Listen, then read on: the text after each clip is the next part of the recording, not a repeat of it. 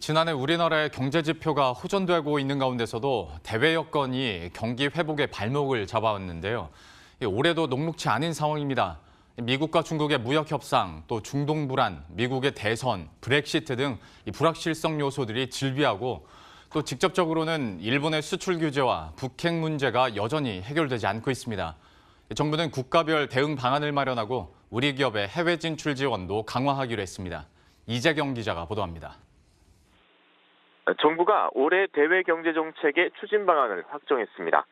중국과는 박근혜 정부 시절 사드 배치를 두고 관계가 악화됐다가 지난 2017년 말 문재인 대통령의 한중 정상회담과 2018년 한중 경제장관회의를 통해 경협 관계가 회복된 바 있습니다.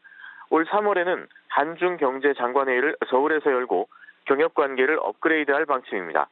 서비스, 신산업 분야 협력을 강화하고 양국 기업의 제3국 공동 진출을 추진합니다. 일본 관계에서는 수출 규제가 완전히 해소되지 않아 불확실성이 상존하고 있습니다. 지난해 12월에 이어 일본과 수출 관리 정책 대화를 서울에서 조만간 개최할 예정이며 외교 당국 간 협의 등을 통해 일본 수출 규제 이전으로 원상 회복하는 것을 추진하기로 했습니다. 러시아와는 경협 체계 고도화를 추진합니다. 지난해 문 대통령의 방문을 계기로 9개의 다리 행동 계획을 마련한 바 있습니다. 가스, 철도, 항만, 전력, 북극 항로, 조선, 농업, 수산, 일자리 등 9개 분야 협력 사업을 추진하기로 한 건데요. 올해는 한러 수교 30주년이 되는 해입니다. 경제, 문화 등 270여 개 행사를 추진하는데 한러 9개 다리 협력 체제에도 금융, 문화, 혁신 등을 추가해 9개 다리 행동계획 2.0을 마련하기로 했습니다. 또 소재, 부품, 장비 공동 투자 펀드를 조성하고 한러 서비스 투자 FTA로 조기 타결을 추진합니다. 신남방 분야에서는 신남방 정책 2.0을 마련하기로 했습니다.